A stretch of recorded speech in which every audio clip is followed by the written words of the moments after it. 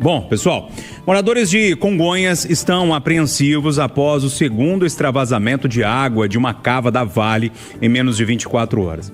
A mineradora, que teve as atividades suspensas pela prefeitura da cidade, garante que não há risco de rompimento e prejuízos para a população. Segundo a empresa, o que saiu da cava é como se fosse uma enxurrada comum que acontece em qualquer lugar.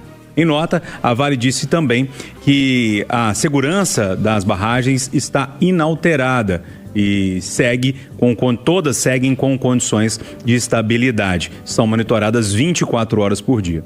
Também anota a CSN Mineração, responsável por uma das maiores barragens do país, a mina Casa de Pedra, que fica também em Congonhas, e algumas barragens da empresa receberam água dessa cava da Vale, diz que a estrutura não foi afetada e que acompanha a situação de forma permanente. Eduardo Costa, a gente tem um trauma, né? Isso tudo. Bom dia para você. Bom dia, amigo. Nós vivemos como aquele cidadão que mora no barraco, tem um barranco logo acima do barraco dele, e quando começa a chover, ele fica olhando para o barranco, se cair um pedacinho de terra, ele já tem que sair de casa. A gente não merecia, sobretudo a repetição do extravasamento em menos de 24 horas. Há o consolo de que dessa vez não tivemos vítimas, há o consolo de que o governo promete agir. Essa Agência Nacional de Mineração é mentira desde quando era DNPM, Departamento Nacional de Produção Mineral. Mentira. Mas o governo de Minas também tem sido leniente, historicamente leniente, tomara que venha a ação. Agora, notícia número 1, não teve vítimas, sobretudo humanas, menos mal. Número 2, a gente sabe que há uma preocupação dessas grandes mineradoras depois de tudo que aconteceu. Aí não dá para concordar que a Vale fala que foi uma enxurrada. Tá bom, foi uma enxurrada, Júnior. Uma enxurrada de 260 mil metros cúbicos, equivalentes, veja só, é um negócio que eu não consigo nem imaginar, porque eu sou ruim de matemática. 260 milhões de litros de água, rejeito e sedimentos. Então, foi uma enxurrada? Foi, mas foi uma enxurrada de 260 milhões de litros de água, rejeitos, sedimentos, que caíram primeiro no córrego, depois no Rio Maranhão e vai dar no Rio das Paraopeba. O mesmo Rio Paraopeba que não se recuperou da tragédia de 7 anos atrás.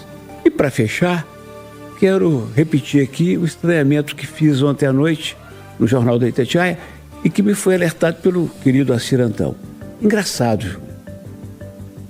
Aquele nefasto, inadmissível, inesquecível 8 de janeiro resultou 2 anos depois em 1.190 condenados. Em 2 anos. Teve gente lá, senhoras lá, que porque estavam lá naquela empolgação idiota, tomaram 17 anos de cadeia. A tragédia da Vale, de Brumadinho, tem 7 anos, mano. Não tem uma pessoa na cadeia. Vida que segue. Ô Rita Mundim, bom dia para você. Queria te ouvir sobre essa situação envolvendo a Vale. O que a gente chama no jornalismo, o lead novo da história é que a prefeitura meio que suspendeu o alvará da empresa e a empresa confirma que as atividades estão paradas, pelo menos por enquanto, lá em Congonhas. Bom dia. Bom dia, Júnior. Ontem me chamou a atenção, anteontem, domingo, né? Me chamou a atenção a palavra extravasamento. Então, quer dizer, mais uma vez a empresa tenta minimizar o que está acontecendo lá, né? Então, um extravasamento é diferente de um rompimento de dique, de um rompimento de barragem, ok. Mas eu achei interessante o extravasamento. Então, não é um vazamento comum, é um extravasamento e ocorreram 2 em menos de 24 horas.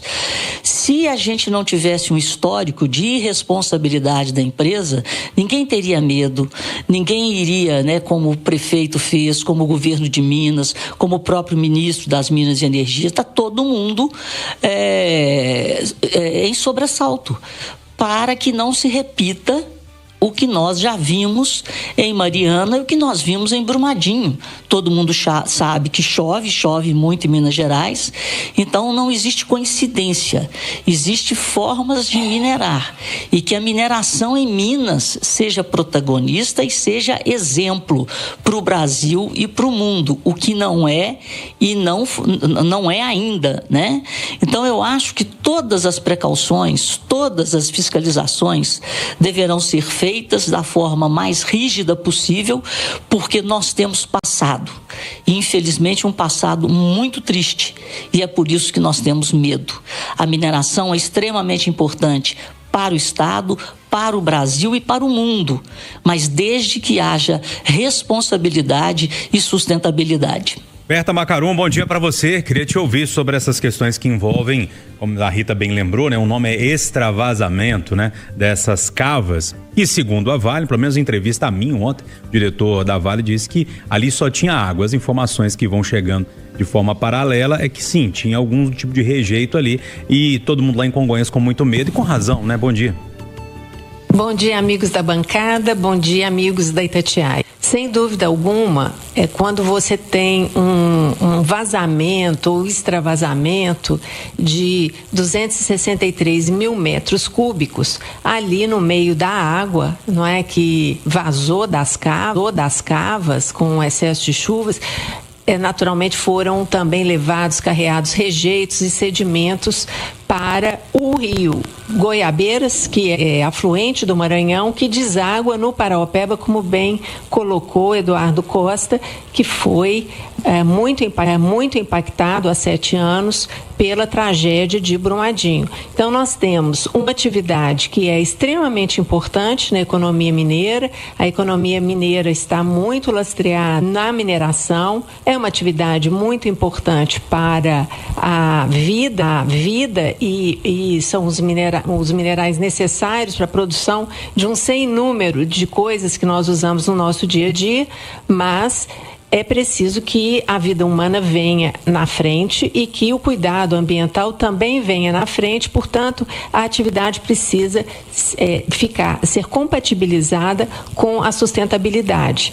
Portanto, as tragédias 7 anos depois, exatamente no aniversário de 7 anos de Brumadinho, ocorrem em menos de 24 horas 2 extravasamentos, um em Ouro Preto, o outro em Congonhas. É muito natural que os governos, as comunidades impactadas estejam sob alerta, dado o histórico de tragédias da Vale. William Travassos, bom dia para você. Queria te ouvir também sobre esse caso que envolve a Vale lá em Congonhas e Ouro Preto. Bom dia, Júnior Moreira, bom dia, bancada, bom dia, os ouvintes da Itatiaia. O prefeito de Congonhas, ele fala no impacto ambiental significativo. É a autoridade que foi à frente falando, olha, minha cidade está sofrendo com isso. E é um impacto significativo. E aí, quando eu ouço, né, o Ministério de Minas e Energias, que tem como ministro o senhor Alexandre Silveira, ele fala na adoção imediata de fiscalização rigorosa sobre todas as estruturas impactadas, com a implementação de medidas necessárias para a solução da ocorrência, incluindo, se for o caso, e conforme a avaliação técnica, a interdição da operação. Eu parto do princípio, Júnior, que nós já temos uma fiscalização rigorosa em função das tragédias, ou não. Então eu não preciso disso. Agora, o que me assusta é que todos os dados saem da Vale. Com todo respeito à empresa, porque você liga para o Corpo de Bombeiros e ele vai falar assim, estou aguardando o levantamento da Vale sobre um extravasamento que aconteceu, que é de responsabilidade dela. E aí, o que me chama a atenção, e eu gostaria de fazer uma provocação a essas autoridades, porque assim, cadê a fala do governador do estado sobre o que aconteceu? Cadê a fala do vice-governador Matheus Simões sobre o que aconteceu? Nos 7 anos de uma tragédia, e a gente tem a ausência dessas autoridades sobre mais um extravasamento com impacto ambiental significativo. E a impressão que eu tenho que o dinheiro, ele acaba...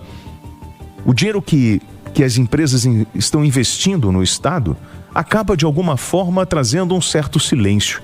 Isso me incomoda.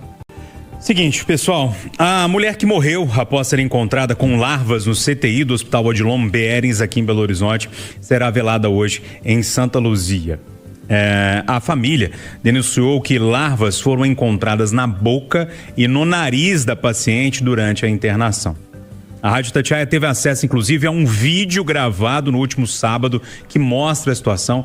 Eu posso alertar a vocês, ouvintes, internautas, quem está acompanhando a gente, que o vídeo é muito forte. É uma imagem muito forte o que a gente teve acesso, tá?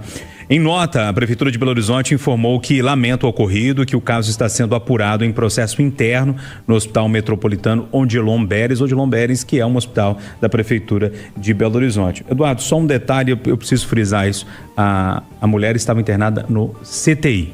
Sabe por que eu ia te perguntar isso? Sabe por quê? CTI é aquele lugar onde o paciente fica 24 horas sobre observação, certo? Uhum. Ô, Júnior, eu tenho repetido aqui que já estou beirando meio século de cobertura do dia a dia da cidade. Eu estou para te dizer que as duas coisas mais graves que eu já cobri nessa cidade são aqueles episódios horrorosos da Pedro I, em 2014, quando gastamos uma baba de dinheiro para preparar viadutos para a Copa do Mundo, viadutos desnecessários. A maioria deles desnecessária. O que caiu não está lá até hoje, não faz falta nenhuma. Então, quando nós tivemos que colocar caminhões pesados em cima de outro para ver se ele não caía, e um caiu e matou 2 pessoas, e o prefeito, eu não vou...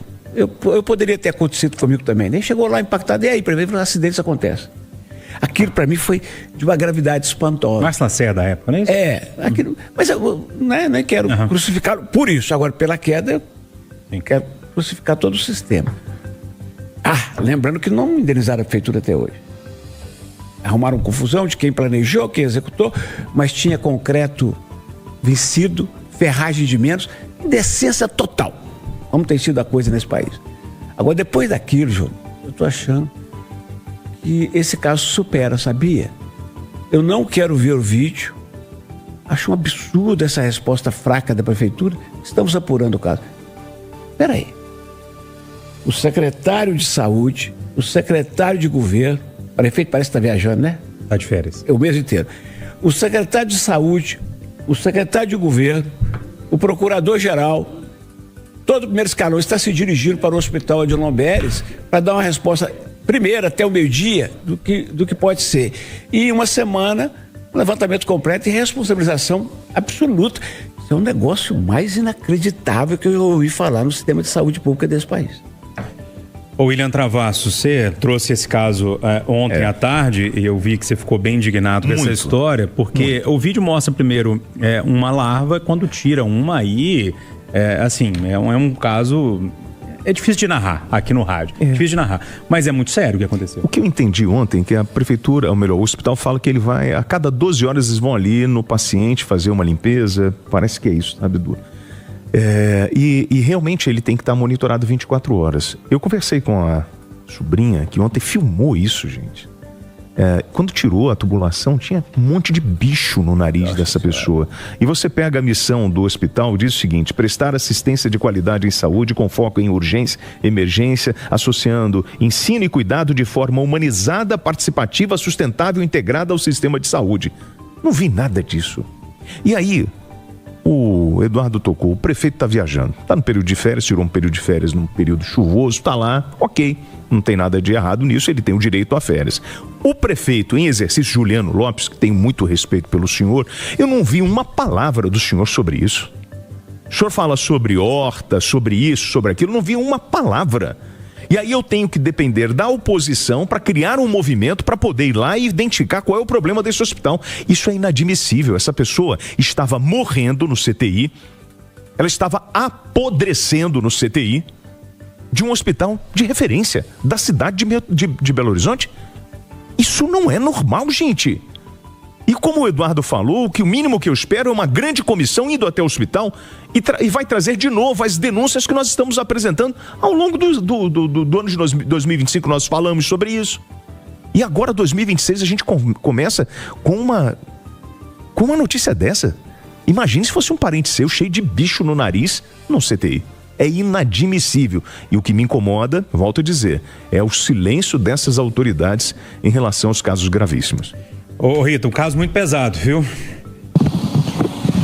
Olha, Júnior, eu também não tenho a menor vontade de ver esse vídeo pela degradação da vida humana dentro de um hospital. Então é um negócio inadmissível, que causa uma indignação com o serviço público.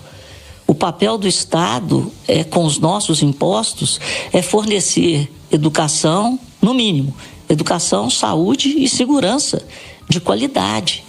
Então, como disse o Travassos, um hospital referência, a pessoa está numa unidade de terapia intensiva. Então, a unidade de terapia intensiva, ao contrário do quarto, do apartamento, da enfermaria, se a pessoa está ali, é porque ela requer 24 horas de cuidado médico. Então, você tem uma equipe de enfermeiros, você tem uma equipe de auxiliares de enfermagem, você tem uma equipe de médicos para cuidar das pessoas, e geralmente você tem essa equipe distribuída por leitos. Então, qual é a dificuldade em se apurar o que está acontecendo com esse desserviço, com essa falta de tudo, né? É uma falta, falta de, sei lá, eu não consigo nem uma palavra para isso, para imaginar uma pessoa apodrecendo dentro de uma UTI. Nós não estamos falando de um hospital, é dentro de uma UTI. Isso não é grave, isso é gravíssimo. E isso mostra aonde nós chegamos, aonde a qualidade do serviço público chegou em termos de descaso.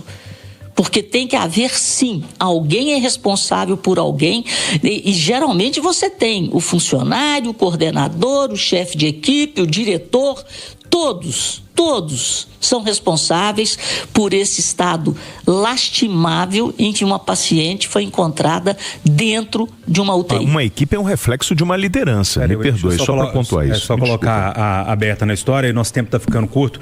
Ô Berta, no mínimo um erro de processo, a gente tem que colocar nesse caldeirão também o tanto que o técnico de enfermagem e enfermeiros trabalham, 2, 3 hospitais, né? Que é um caso muito sério, porque recebem muito pouco, e tem todo um processo ali com a hierarquia também que precisa ser olhado. Um filme de terror, não é? Um filme de terror é algo, a família entrega ao seu ente, o paciente para o hospital, esse hospital vai para o CTI, morre lá, provavelmente está pelo menos há 3 dias para ter surgido tantas larvas. Possivelmente estava morta há mais de 3 dias e, inclusive, trazendo riscos de contaminação a outros pacientes que estão ali, e, obviamente, esse aí é um problema, um drama humano, e é uma tragédia do ponto de vista de gestão do hospital, que tem esses elementos que você está colocando, de escalas de trabalhadores que estão sobrecarregados e possivelmente sabe-se lá o que aconteceu, nem não viram que a pessoa estava morta ali na UTI. Então, gravíssimo, e a gente espera realmente que esse episódio dramático sirva para que sejam tomadas providências. Sim. O Hospital João Beres é o segundo mais importante no pronto atendimento da cidade, certo? Certo. Quem é o primeiro? João 23. Final do ano passado, uma funcionária avisou que tinha que checar as calhas, não checaram. Houve um vazamento, interrompeu o atendimento, prejudicou os exames e queimou um tomógrafo. Hospital João 23, que é gestão da Secretaria de Estado da Saúde. O de Lomberes, que é da Secretaria Municipal de Saúde.